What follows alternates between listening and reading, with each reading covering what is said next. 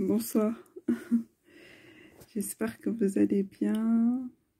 Ça fait très longtemps que j'ai pas fait de vidéo. Je m'en excuse parce que, comme je l'ai dit dans ma dernière vidéo, je suis dans une entreprise où il y a un code réglementaire à respecter, il y a un règlement à respecter, je dois calculer mes mots. Mais le sujet dont je veux vous parler, c'est très important. Je vous invite à partager. Donc, il y a un grand homme qui dirige de grandes entreprises d'alcool, qui a sorti un jour voilà, qu'il était content parce que, enfin, il était, je sais pas, content ou rassuré parce que les Français consomment de moins en moins d'alcool et ils ne consomment pas tous les jours, ils consomment de façon occasionnelle à des, voilà, de façon occasionnelle.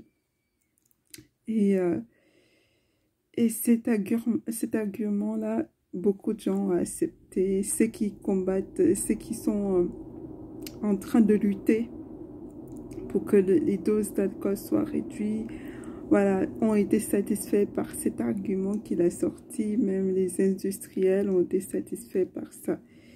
Et moi, je pense que la réalité, c'est autre chose. L'alcool détruit des vies, anéantit des vies. L'alcool détruit des familles, divise des familles. Il y a beaucoup de gens, beaucoup de familles qui souffrent à cause de l'alcool. Aujourd'hui encore, alors qu'on est en confinement, il y a la pandémie, j'ai croisé encore 2 jeunes en plein midi avec des canettes à la main. Donc, la réalité, c'est vraiment autre chose. Ceux qui luttent pour que les doses d'alcool soient diminuées, voilà. Vous ne devez pas être satisfait par un argument comme ça, parce que la réalité, c'est autre chose. Il se passe vraiment beaucoup de souffrance à cause de l'alcool, beaucoup. Moi, j'ai hébergé une personne qui buvait. J'ai vécu des choses horribles. La personne, parfois, faisait pipi sur mon canapé. Qu'est-ce que tu fais là? Sur le canapé en train de faire pipi. Ou parfois, ça pouvait être dans un coin de la maison. La personne pensait qu'elle était aux toilettes en train de faire pipi. Voilà ce que l'alcool fait dans les familles.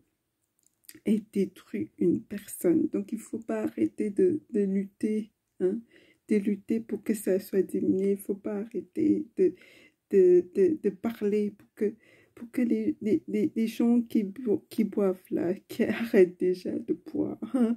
Toi qui te dis que je vais aller boire, ça va m'aider, ça va résoudre mes problèmes, ça ne fera jamais ça, ça ne fera jamais ça. Tes problèmes, au contraire, vont s'empirer jour après jour, ça va s'empirer. Tu vas te séparer de ta femme, on va te prendre tes enfants, tu vas te retrouver à la rue avec l'alcool, séparé de tout le monde. Donc vraiment, arrêtez de boire, arrêtez de boire. Si cet argument que cet homme a sorti, ce serait bien que chacun applique ça, boire de façon occasionnelle. Quand il y a une fête, je peux prendre un verre.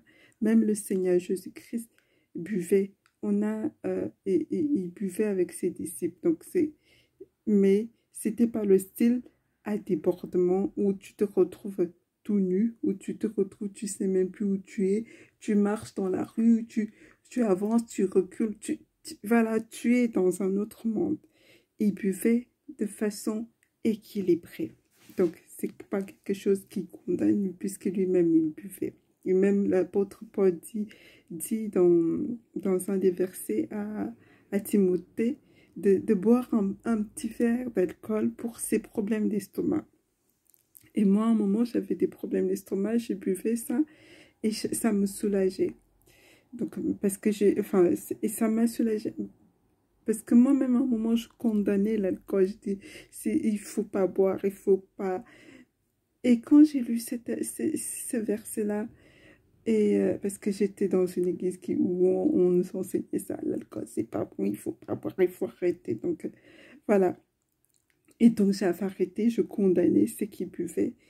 Et, euh, et quand j'ai vu ce verset-là, ça m'a fait que me dit, il y a l'apôtre Paul qui conseille au disciple Timothée de boire un verre d'alcool s'il a des problèmes d'estomac. Et donc, c'est rentré dans ma tête, ça a commencé à travailler. Je disais, non, on m'a enseigné autre chose, je ne peux pas boire. Mais à force de lire ce verset-là, ça a changé ma manière de penser. Et un jour, je me suis servi un verre de vin et j'ai commencé à boire. Parce que parfois, on peut être invité. On peut être invité par ceux qui boivent. Et si tu es dans cette pensée-là, je veux pas, ils sont des buveurs en train de les rejeter, je ne veux pas aller vers eux. Le Seigneur Jésus-Christ doit te dire, non, si tu n'agis pas bien, moi-même je suis allée vers les prostituées, je suis allée vers ceux qui boivent. Donc, tu peux aller vers ces personnes-là et prendre un verre de vin. Et c'est vrai d'un autre côté qu'il y a des serviteurs de Dieu à qui Dieu a dit de ne pas boire, de ne jamais boire, hein, de ne jamais prendre un verre. C'est le sacrifice de la vie. Et donc, ils font ça. Et c'est pas quelque chose qui est difficile pour eux, c'est naturel. Ils ne boivent pas. Voilà, c'est naturel pour eux. Non seulement Dieu les a interdits, mais ils ne boivent pas. Donc, dans l'alcool, dans la Bible, Dieu peut t'autoriser à boire. Dieu peut t'interdire à boire. Mais là où je veux en venir, c'est qu'il y a des gens, des familles qui sont divisées à cause de l'alcool. Donc, il faut travailler sur ça, parler de ça. Toi qui as tendance à boire, à te retrouver tout nu, à te retrouver à faire à gifler ta femme, à battre ta femme, insulter ton enfant, tu dois arrêter, tu dois changer. Toi qui vends de l'alcool et qui te dit, c'est de façon occasionnelle, regarde bien, regarde bien. C'est pas de façon occasionnelle. Regarde bien ce que l'alcool fait. Si tu te berces d'illusions et que tu ne fais rien pour changer, pour que ce qui doit être mis en place soit mis en place pour aider ceux qui sont dans des addictions comme ça, le Seigneur Jésus-Christ te demandera des comptes. Si tu acceptes à mon sens, c'est de façon occasionnelle et tu ne cherches pas plus loin, tu n'essayes pas de mettre en place ce qui va aider cette personne, parce que pour toi, tu préfères avaler cet argument-là sur c'est occasionnel, donc on arrête là, on ne va pas plus loin. Non, il faut aller plus loin. Et si tu as en toi les moyens de mettre en place ce qu'il faut pour aider ces personnes, il faut le mettre. Il faut mettre cela. Donc, partagez l'alcool, partagez la vidéo. Il faut arrêter de boire. Moi, j'ai vécu à côté d'une personne qui buvait. C'était de la violence. Enfin, pas une personne, plusieurs personnes. C'était de la violence. La personne est violente avec les paroles, physiquement. Donc, arrêtons de dire que c'est occasionnel. C'est vrai qu'il doit y avoir une partie qui prend de l'alcool de façon occasionnelle, mais une grande partie abuse. Et pour cela, il faut mettre des choses en place pour que ça s'arrête. Pour que les personnes, moi je parle déjà pour que toi qui bois, arrête de boire, ça ne va pas t'aider.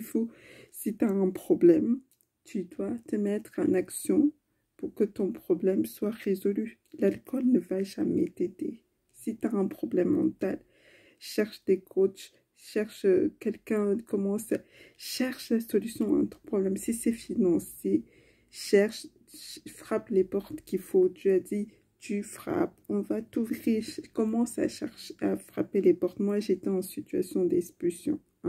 Ça a mis des années pour que je sortais là, mais j'ai pas arrêté de frapper les portes à droite, à gauche, jusqu'à ce que mon problème a disparu. Aujourd'hui, je suis en paix, je suis calme, je paye mes factures, voilà, c'est parti, c'est derrière moi, c'est sous mes pieds par la grâce du Seigneur Jésus-Christ. Donc ton problème là, soit tu laisses te maltraiter avec l'alcool, parce que avec l'alcool, ton problème te maltraite encore mentalement et l'alcool qui s'ajoute aussi à ça. Soit c'est toi qui te mets à maltraiter ce problème-là par l'action. Tu dois te mettre en action pour que ça soit une fois pour toutes derrière toi. Et parfois, il y en a qui boivent. Ceux qui boivent, c'est pas la majorité, mais c'est ceux qui sont pas allés à l'école. Donc, ils se disent, c'est fini pour moi. Ma vie, c'est foutu. Mais quelle vie, toi, c'est foutu, hein? Tu peux aller à l'école si tu as peur de te retrouver parmi les enfants. Dans une classe où il n'y a que des enfants. Il y a Internet aujourd'hui. Pas besoin d'aller dans une classe où tu vas te retrouver devant un professeur qui est plus jeune que toi, des enfants qui peuvent se moquer de toi. Tu peux aller sur Internet et recevoir tes cours à la maison et commencer petit à petit à étudier. Tu n'es pas pressé. Le but, c'est que c'est un moment ou un autre. On t'apprend là, ce qui est dans le cours, rentre dans ta tête. Pas besoin d'aller dans une école. Pas besoin. Donc, si tu te mets à boire l'alcool parce que la vie, c'est fini pour toi. Non, il faut arrêter ça. Si c'est l'école, tu peux faire ton école chez toi, sans que personne, ta famille le sache, tes voisins. Chez toi, tu reçois tes cours tranquillement. Tu cherches tes écoles, tu tapes sur Internet, il y a des écoles à distance où tu peux arriver à avoir plusieurs diplômes à distance, sans aller dans une classe. Peut-être que le jour où tu auras présenté le rapport, si c'est un diplôme d'État, tu auras présenté un rapport, là, voilà, tu seras devant un jury. Mais en attendant ce jour-là, les cours que tu vas recevoir, c'est chez toi. Donc, tu as le temps de lire, de prendre le temps qu'il faut pour lire, pour comprendre les choses. Donc, si c'est par rapport à l'école, tu n'as pas d'excuse pour boire l'alcool. Tu as tout ce qu'il faut pour t'en sortir. N'importe ton âge, tu as tout ce qu'il faut pour t'en sortir et élever ton niveau sans qu'on se moque de toi. Et si c'est un autre problème, tu as aussi la solution. Dieu a la solution pour toi. Il faut chercher ta solution. Donc, je vous invite à partager cette vidéo. Il faut arrêter de boire comme ça. Il faut arrêter de boire. Ça détruit ta vie. Ça détruit la vie de ceux qui sont autour de toi.